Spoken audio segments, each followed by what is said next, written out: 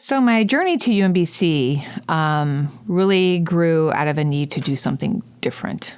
My first careers in higher education had been working with students in equine studies programs and coaching.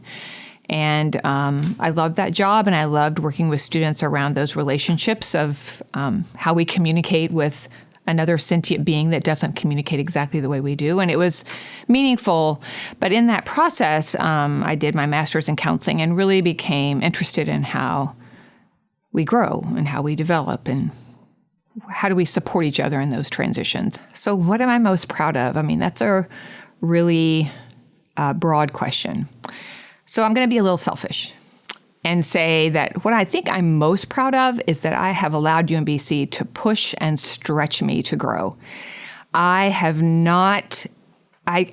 could never have imagined what I would possibly learn and the depth of what I would learn from working with my colleagues and the students. I mean, their stories and where they come from and what they bring with them, it's just enriched my life.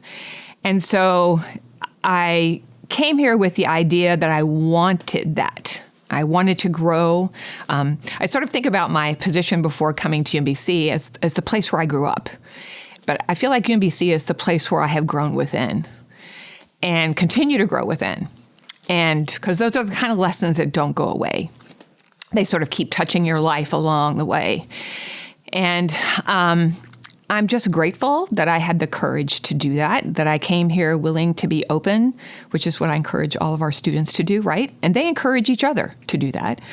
I wanted my thoughts and my understanding and my beliefs to be challenged and to be assessed, to push me to assess where I was as a human being and as a contributor to this community and to other communities in which I'm involved. So I'm really proud of the fact that personally, I have continued to grow and learn and develop, and I learn something from every group of students I teach, and that's just been so rewarding. It's heavy to carry our past and to carry the worry about the future, and we all do that. You can't avoid that.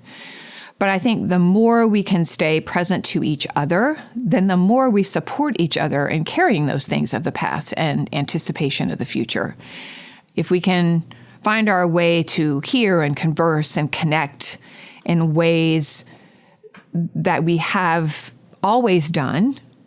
But it's interesting, I asked my students during our first class, I said, how many of you are feeling challenged by COVID? And they all said they were feeling challenged by COVID. And I said, what do you think is the hardest part for you right now? And it was really relearning how to connect to each other. How do we do that in a different environment than what we've been in for the last few years? And most of them had concerns about how they were going to facilitate that change. But they have the gifts to do it. Right. That's what always is present, is we have these gifts within us always, regardless of what our circumstances are.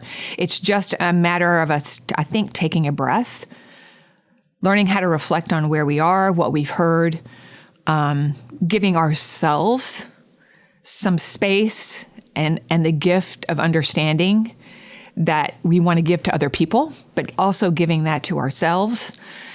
And understanding that every face you look into is the face of a child of God. That will keep us on the path. Remember that every face you look into is a member of your family.